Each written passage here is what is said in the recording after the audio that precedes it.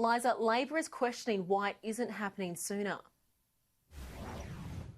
Yeah, Andrea, the opposition is calling on the government to immediately roll out the Pfizer vaccine once it's granted approval by the TGA, which is expected to happen later this month. That's set to coincide with the arrival of 80,000 doses of the jab by the end of January, but the shots won't be available to Australians until the start of March. The Health Minister, Greg Hunt, has confirmed the timeframe has been brought forward by a fortnight and says further accelerations may be possible as medical advice is updated.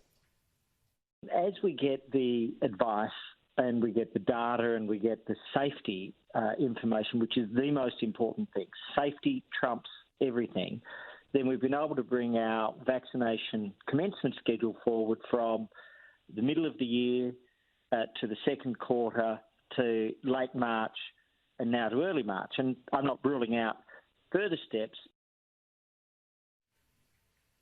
Andrea, still there is this 1 month lag between the vaccine being approved, if that is on schedule, the supplies arriving and the vaccinations actually starting. The government says they need to test batches of the vaccine once they arrive in Australia and before they can be distributed across the country. But the opposition leader has questioned why the vaccine can't be rolled out as soon as approval is granted.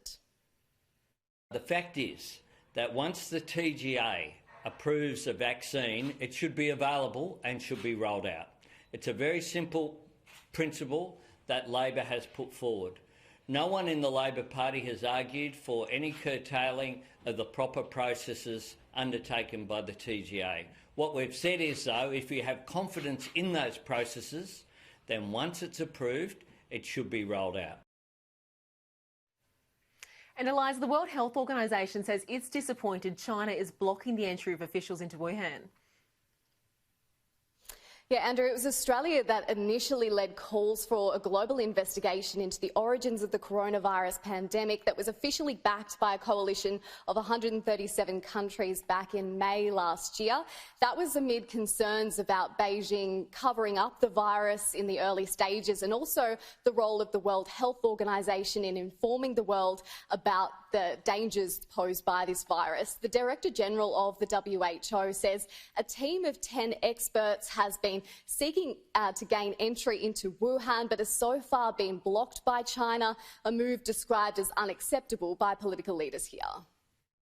Today, we learned that Chinese officials have not yet finalized the necessary permissions for the team's arrival in China.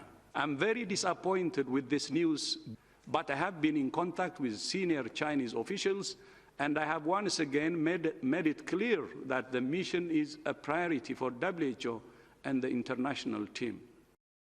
Well, the fact is that it's unacceptable.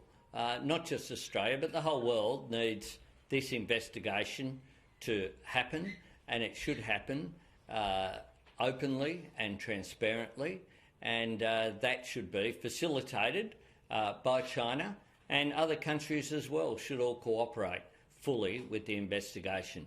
That's in the world's interests. So, Andrea, it's still unclear when this group of experts will be granted entry into Wuhan to begin their investigations 1 year after this devastating virus began spreading around the world.